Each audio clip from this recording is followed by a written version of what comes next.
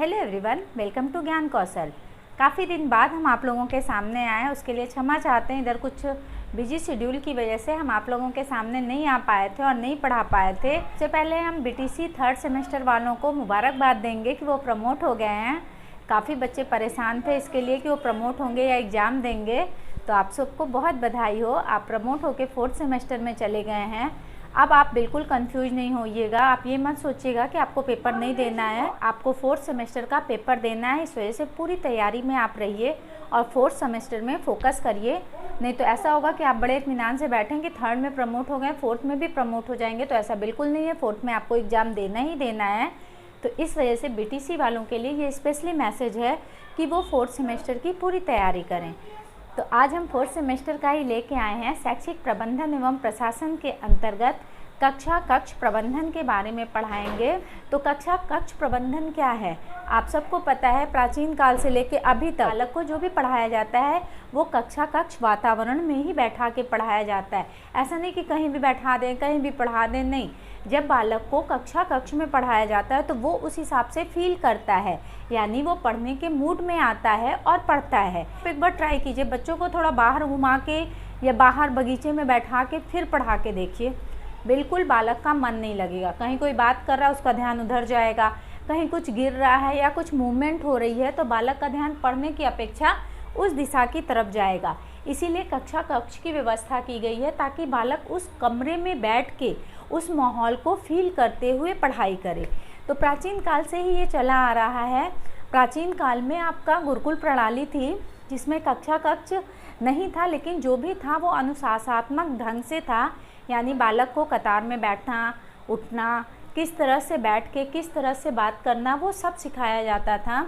लेकिन प्राचीन काल में विद्यार्थी एक मूक दर्शक की तरह होता था। मूक दर्शक मीन्स चुपचाप चीज़ों को सुनना।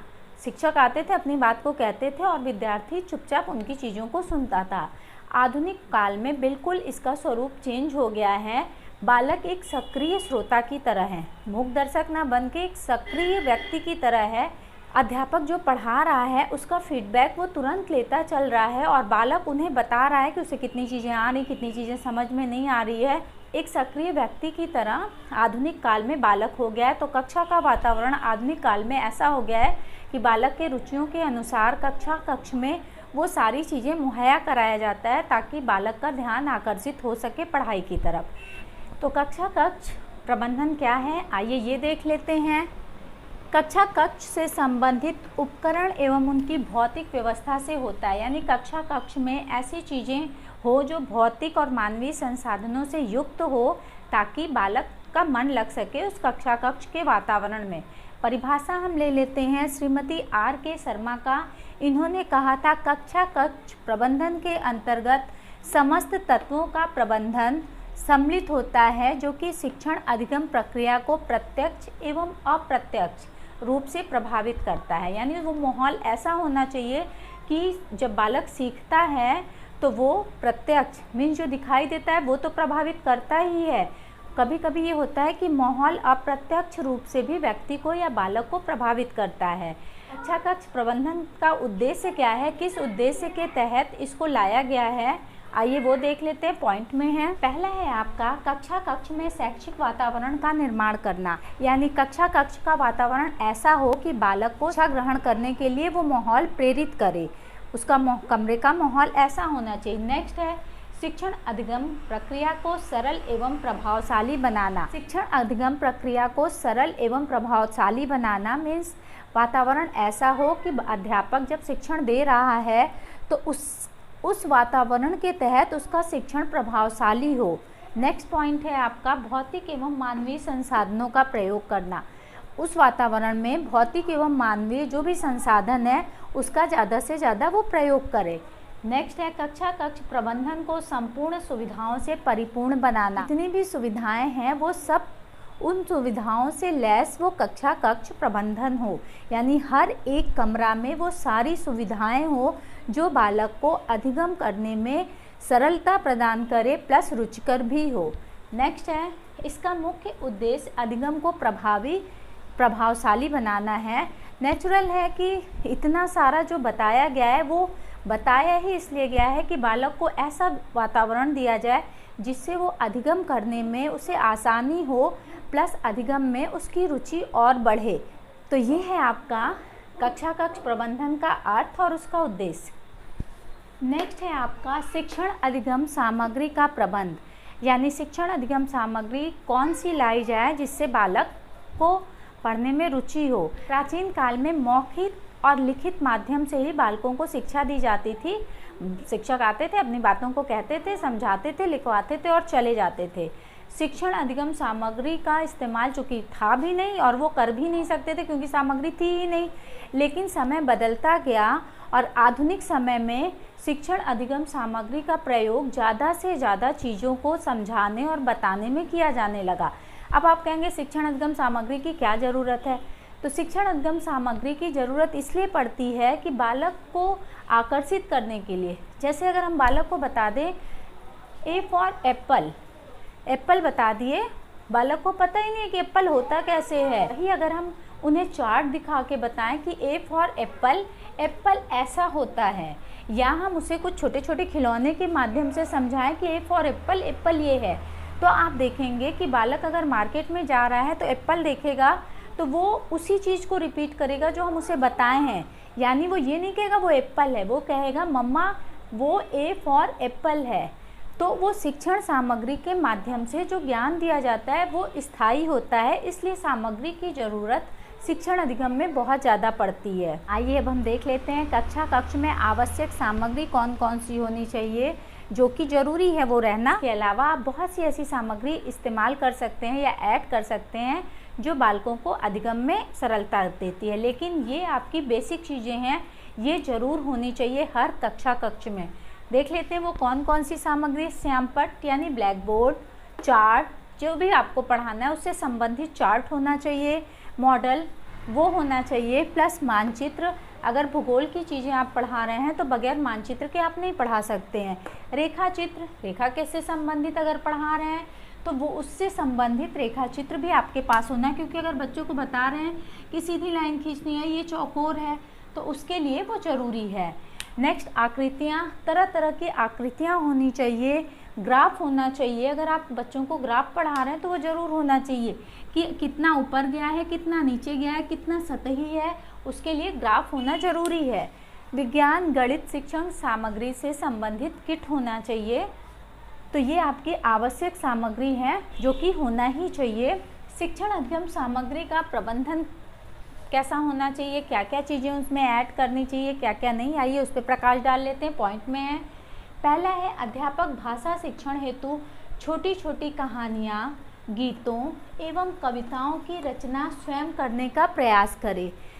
होता ये है ना कि जब अध्यापक बालक को पढ़ा रहा है तो पढ़ाने से पढ़ा रहा है, पढ़ाते पढ़ाते कुछ नई चीज़ों का, काल्पनिक चीज़ों को ऐड करके कोई भी कहानियाँ बना ले, जिससे बालक होता है ना कि माहौल बोझिल हो जाता है, और जब आप उन्हें कोई कहानी सुनाइए तो बालक फिर से एक्टिव हो जाते हैं और फिर से उनका ध्यान कहानी के माध्यम से उन चीज़ों को समझने में जाता है, तो जिससे वो बहुत अच्छे से चीज़ों को समझ लेते हैं।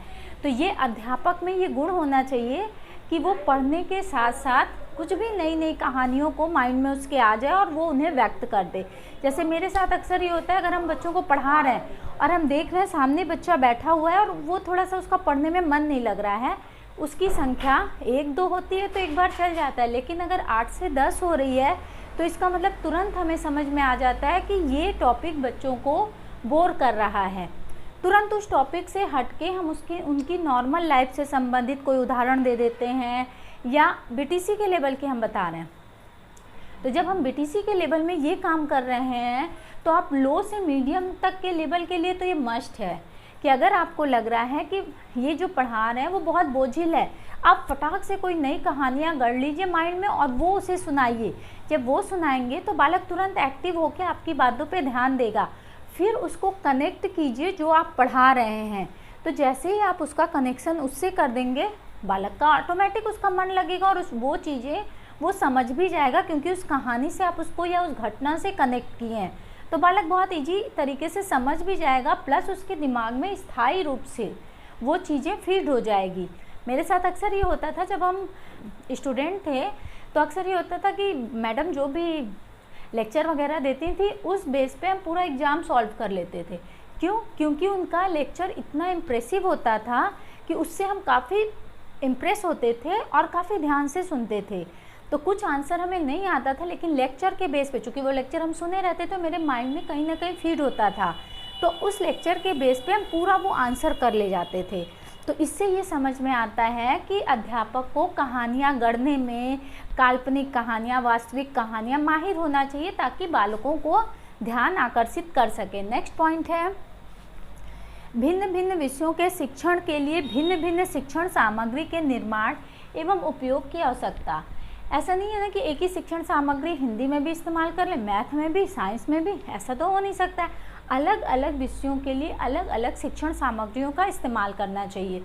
होता भी यही है, ताकि बालकों का मन भी लगे। बस वैरायटी रहेगा तो बालक का पढ़ने में नेचुरल है, बालक वैरायटी ही चाहता है, एक जैसी चीज़ें नहीं चाहेगा। तो अलग अलग विषयों के लिए अलग अलग शिक्षण सामग्रियों का इस्तेमाल किया जाए। नेक्स्ट है आपका, शब्द भंडार वृद्धि के लिए मॉडल, शब्दकोश, वस्तुओं के चित्र आदि बनवाएं। हिंदी के शब्दकोश जो होते हैं उनको कार्ड बनवा लें, बच्चों से ही बनवा लें। कार्ड बना रहेगा तो बालक बहुत अच्छे से सीखेगा, वो कार्ड बनाने में भी इंटरेस्ट दिखाएगा, प्लस पढ़ने में भी दिखाएगा। तो शब्दकोश के लिए विभिन्न प्रकार के कार्ड वगैरह, चित्र वगैरह आप खुद बना के बच्चों को दिखाइए, या बच्चों से बनवा के ही बच्चों को दिखाइए, ये आपके ऊपर डिपेंड करता है। नेक्स्ट है, विद्यालय की दीवारों पर सूक्तियाँ, प्रेषक प्रसंग आदि लिखें। विद्यालय की दीवारों पे अगर प्रेषक प्रसंग यानी बच्चों को प्रेरित करने वाले प्रसंग लिखे जाते हैं तो बालक नहीं भी मन होता है, एक दिन नहीं पढ़ेगा, 2 दिन नहीं पढ़ेगा, 3 दिन, कभी तो उसका ध्यान उस दीवार पे जाएगा, उस पे लिखा हुआ चीज़ वो पढ़ेगा और उसका मीनिंग समझेगा। तो प्रेरक प्रसंग विद्यालयों की दीवारों पे लिखना चाहिए ताकि बालक में पॉजिटिविटी आए, इसलिए उसे ज़रूर विद्यालय की दीवारों पे अंकित करना चाहिए। नेक्स्ट पॉइंट है आपका, बाल पत्रिकाओं, समाचार पत्रों में से बाल उपयोगी सहायक सामग्री एकत्र कर छात्रों की सहायता से एल्बम बनवाएं। इससे छात्रों में भाषा विकास के साथ साथ पढ़ने में भी रुचि बढ़ेगी। यानी जो बाल समाचार पत्रों में छोटे छोटे कॉलम लिखे रहते हैं या छोटे छोटे बने रहते हैं भाषा से संबंधित चीज़ें, उसकी कटिंग करवाएं और उसका एल्बम बनवाएं।